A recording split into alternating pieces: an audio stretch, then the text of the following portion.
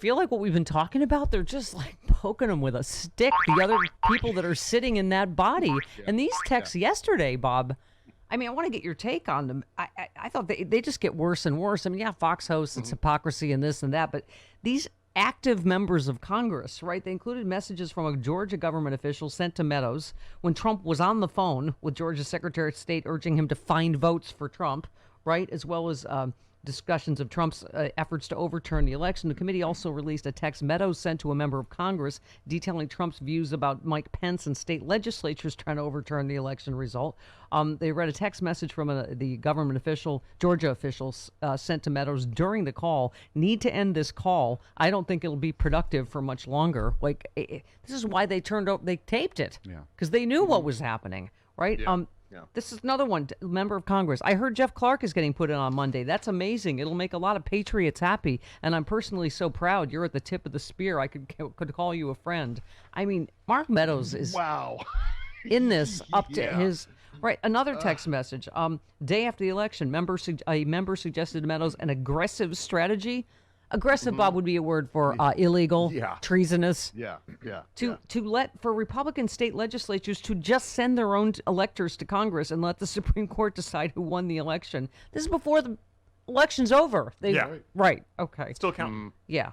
And then this one, Travis was saying, this may be the worst one. Please check your signal, said the message to Mark Meadows in reference to an encrypted messaging application Signal.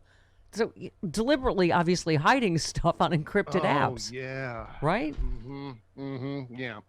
Well, look, the whole mission of this thing was to not necessarily pursue one course of action. The mission was chaos. The idea was to throw the entire election into chaos by proceeding through this January 6th strategy. And it was basically the underpants gnome theory, right? It's number one, chaos. Number two, question mark. Number three, House of Representatives and Trump wins. That's the whole idea, to get it to the point where people are like, you know what, this is Chinatown. Let's just send it to the House and the House will decide the election. I could even see members of the traditional press writing op-eds in the midst of all this chaos. Let's say they were somewhat successful on January 6th. I can imagine the op-eds in the Wall Street Journal, New York Times saying, well, you know, it's all of this chaos. There's a constitutional remedy, the House of Representatives. Just let them decide it. And so the push would have been to get it to that point. And at that point, we know that the Republicans had a larger delegation than the Democrats. And so that would have been it. Trump would have been reelected. This goes to the Stephanie Miller vacation strategy. Chairman Thompson said the panel will make a decision within a week or so about releasing the names of the authors of these texts. So, yes, is going to hit the fan very soon here.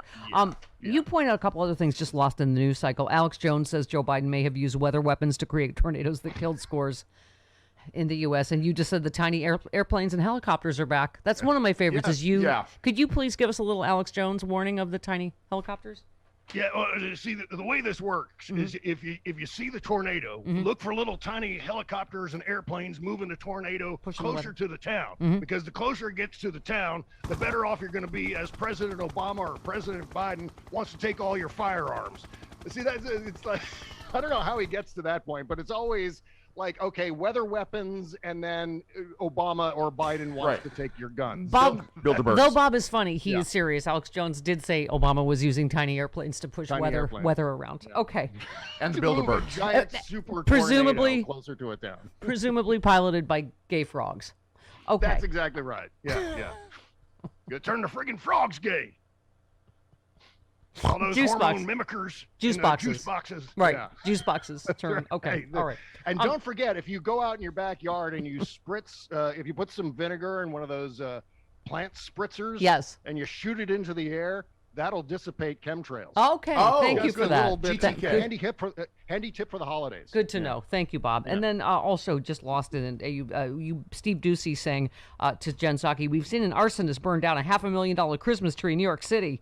back on the streets. Does the president think that's good governing?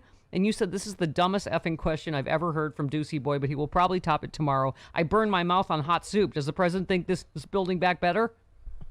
Yeah. Oh, what is that? What is it? I injured myself eating pudding with a rubber spoon. What does Joe Biden think about that?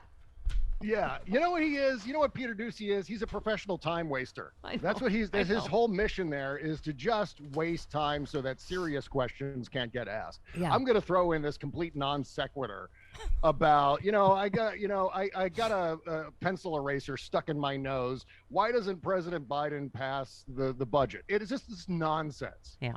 Alex Jones, did you forget to mention lizard people and Raytheon? Yeah, the lizard people, the Bilderbergs, Raytheon, Bilderbergs. Okay. I already said Bilderbergs. Can't mention Bilderbergs too often. You got Bilderbergs, you got the Bechtel, IBM. They're all conspiring to turn the friggin' frogs gay. I think the Alex Jones Puppet Show was my favorite Sexy Liberal Virtual Tour segment.